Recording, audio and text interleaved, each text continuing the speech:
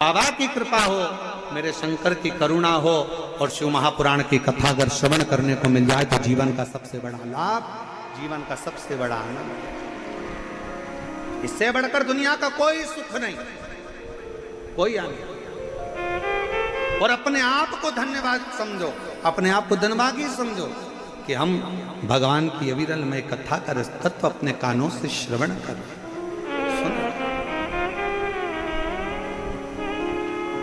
चंचुला देवी कि नहीं, आप क्या कथा श्रवण करा दोगे?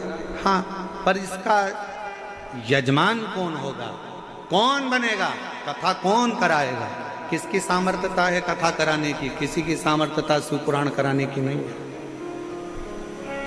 दूसरी कथा हो तो उसका कोई यजमान बन सकता है, दूसरी कथा हो तो उसका कोई आयोजक हो सकता है, पर शिव महापुराण का ना तो कोई यजमान है ना कोई आयोजक है। शिव पुराण का अगर कोई यजमान बनकर भी बैठता है तो समझ लेना वो शंकर की कृपा से शिव और पार्वती ही बनकर बैठते हैं।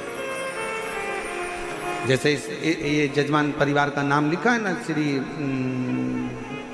बजरंग लाल जी अग्रवाल और सुधीर जी अग्रवाल, तो हम और ये राजन जी शर्मा हैं, अंबर विलास जी हैं, आलोक अग्रवाल जी हैं भैरू ग्रुप से, इन सब के जो लिखे हैं, अनिल जी संत वगैरह जितने नाम लिखे, हम कहेंगे कोई शिव की कृपा से। जब तक वो करुणा ना करे तब तक आप यजमान पद भी ग्रहण नहीं कर सकते। सारी कथा का यजमान श्रीमद् भागवत के यजमान बने हैं राजा परीक्षित, रामचरितमानस के यजमान बने हैं काशी नरेश, पर शिव महापुराण कथा का यजमान कौन है? तो क्या इसका यजमान कौन बनेगा? तो चंचुला देवी बोलती है, मैं किसको विनय करूं, किसको निवेदन करूं? तुमरुका जी ने कहा, जाकर शंकर जी से प्रार्थना करो। शिव जी से निवेदन करा, मुझे शिव पुराण का यजमान नहीं मिल रहा।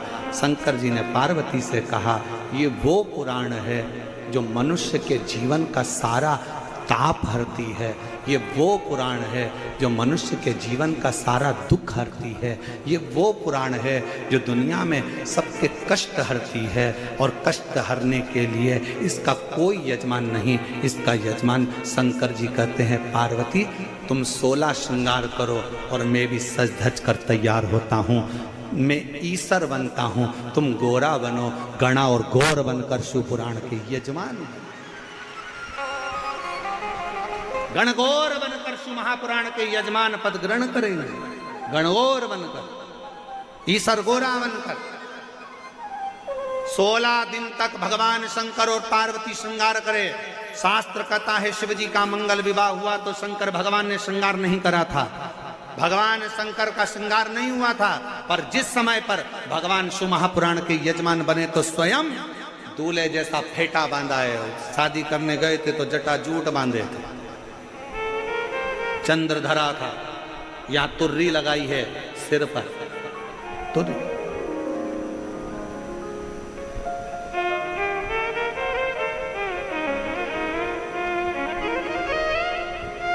सुंदर चरी वाले कपड़े भगवान शंकर ने धारण करे, हाथ में कड़ला, पांव सुंदर कड़ा, अंगवस्त्र सुंदर हैं, गले में सुंदर सुंदर हार धारण करे हैं, मोतियों की मालाएं धारण करिए, कनों में जहां बिच्छू पहनते थे मेरे शंकर वहां कर्ण फूल धारण करें, मस्तक पर सुंदर तिलक है।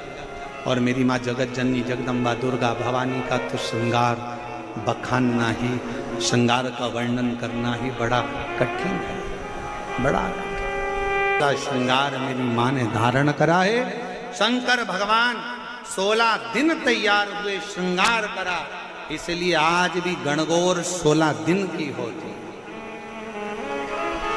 इसलिए गणगौर 16 दिन की। कहते हैं दुर्वा माता और पिता का श्रृंगार देखकर प्रफुल्लित हो गई, आम के झूमर अपने आप में लज्जित होकर गिरने लगे।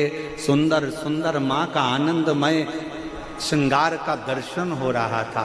आज भी गणगौर की जब पूजन होती है तो उसमें दुर्वा और आम्र पत्र की महत्वता होती है। दुर्वा श्रृंगार दर्शन हो रहा है, चारों तरफ आनंद ही आनंद समाहित हो रहा है। जा देखो देवता प्रसन्न हो रहे हैं, कहते हैं गंगा यमुना सरस्वती कावेरी सरयू मंदाकिनी नर्मदा जितनी नदियां हैं सब गरज गरज कर आनंद के साथ जब ईसर गोरा श्रृंगार करके निकले हैं तो गरज गरज कर जलवृष्टि के साथ उनके पलक पावड़े बिछाकर स्वागत कर रहे हैं। ऐसी गर्जना, ऐसा आनंद, ऐसी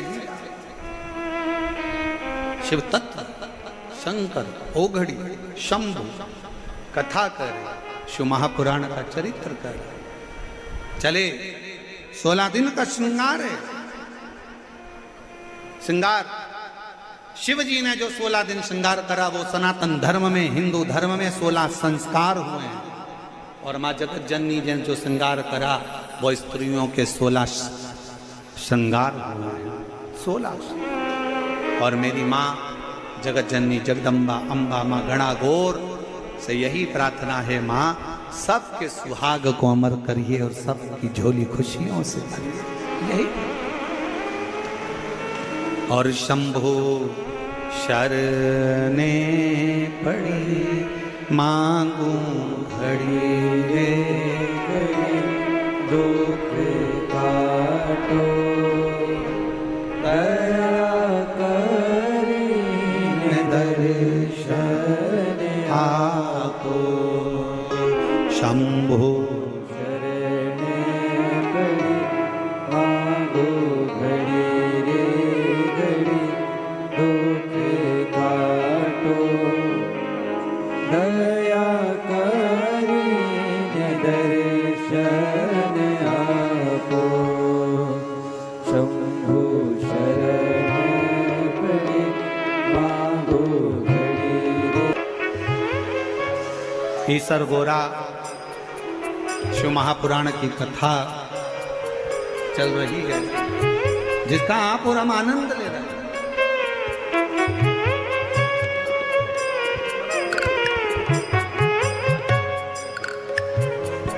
ध्यान देंगे हमारे बीच में माननीय उप मुख्यमंत्री जी पधारे हुए हैं। एक सूचना आप लोगों को देना चाहेंगे कि जो कथा 7 दिन की जयपुर में होने वाली थी वो कथा आज तीसरे दिन ही पूर्ण तरह से विराम दी जा रही है। तो भीड़ बहुत ज़्यादा है, संख्या बहुत ज़्यादा मात्रा में है, साथ में बीच बीच में हवा आंधी भी है और व्यवस्थाओं को भी।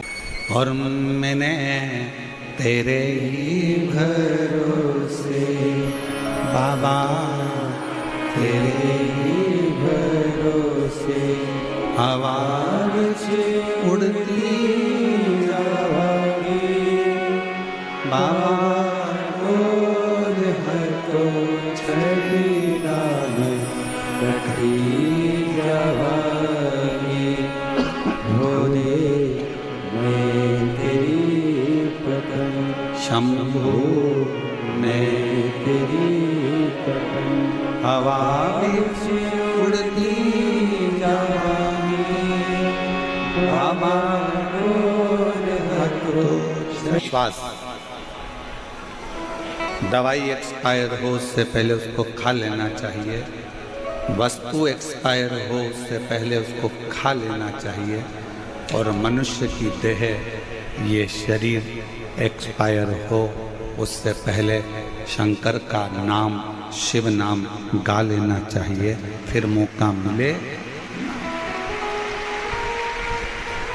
मिलेगा कि नहीं मिलेगा इसका कोई भरोसा नहीं।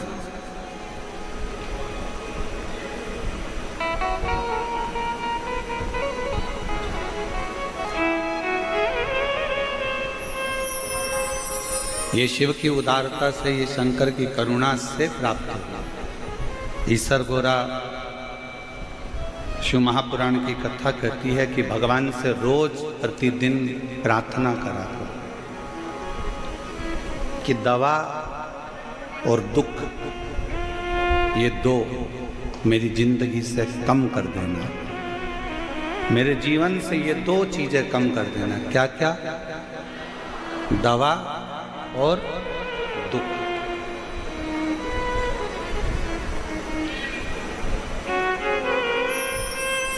और ये कोई कम नहीं कर सकता तेरे से।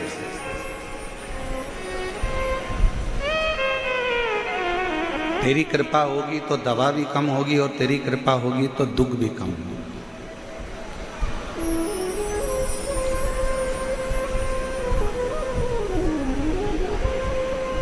एक डॉक्टर के पास गए और उसने दवाइयाँ दी, ढेर सारी दे दी, ये वाली भी लेना, ये वाली भी लेना, ये वाली भी लेना।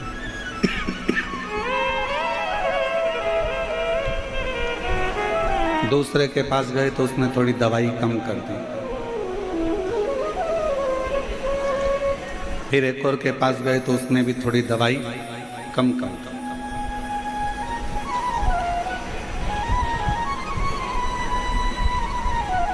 कोई अच्छा डॉक्टर मिल गया और अच्छे डॉक्टर ने जांच करा, और जांच करने के बाद देखा कि इसको कौन सी दवाई की ज़रूरत है, वही दवाई एक दे दी जाए जिससे ये ठीक हो जाए।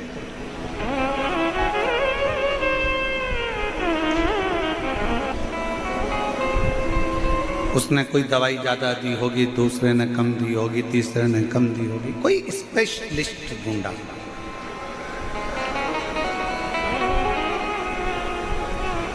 जिसने दवाई की मात्रा और कम कर दी, और एक गोली से काम चल गया, और बस वही गोली लेते रहना, आराम बना रहेगा, ये डॉक्टर ने कह दिया। एक गोली लेते।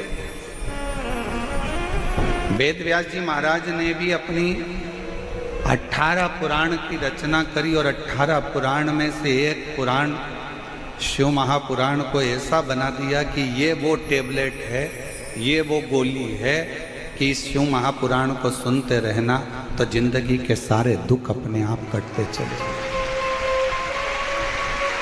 अपने आप कटते। ये वो टेबलेट है। 18 पुराण में से केवल एक शिव महापुराण ऐसी है जिसमें सारे उपाय, बेलपत्र कैसे चढ़ाना, दूध कैसे चढ़ाना, काली मिर्च कैसे चढ़ाना, दुर्वा कैसे चढ़ाना, अरहर दाल की पत्ती कैसे चढ़ाना, कैसे तुलसा चढ़ाना, कैसे बेलपत्र चढ़ाना, कैसे जल चढ़ाना, कैसे धतूरा चढ़ाना, कैसे दही चढ़ाना, ये शिव महापुराण में वर्णन किया। और पूछा गया है, ऐसा नहीं कि प्रश्न नहीं करे। शिव महापुराण के 24,000 श्लोकों में 12 संहिताओं में जो वर्णन किया गया, उसमें कई प्रश्न सामने आकर खड़े होते हैं। आज के जमाने के जैसी शंका नहीं है, पूर्व की शंका।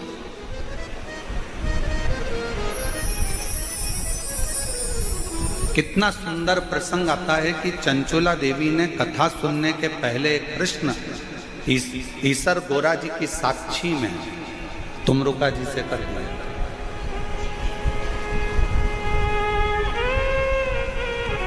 और ईसर गोरा जी की साक्षी में चंचुला देवी ने प्रश्न किया था कि एक संसार की जन्म लेने वाली एक नारी,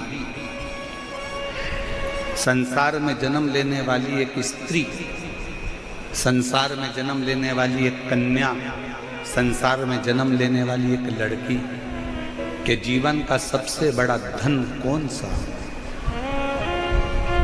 कौन सा धन? एक लड़की के जीवन का सबसे बड़ा धन कौन सा है?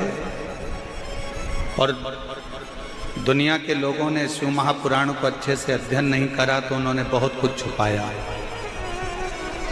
कई लोगों ने तो शिव पुराण को जाना भी नहीं सही से, और उस पुराण पर लोगों ने आक्षेप भी लगाया।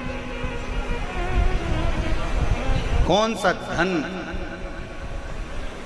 एक लड़की के लिए, एक महिला के लिए, एक स्त्री के लिए चंचुला देवी पूछती है कि एक स्त्री का सबसे बड़ा धन कौन सा है?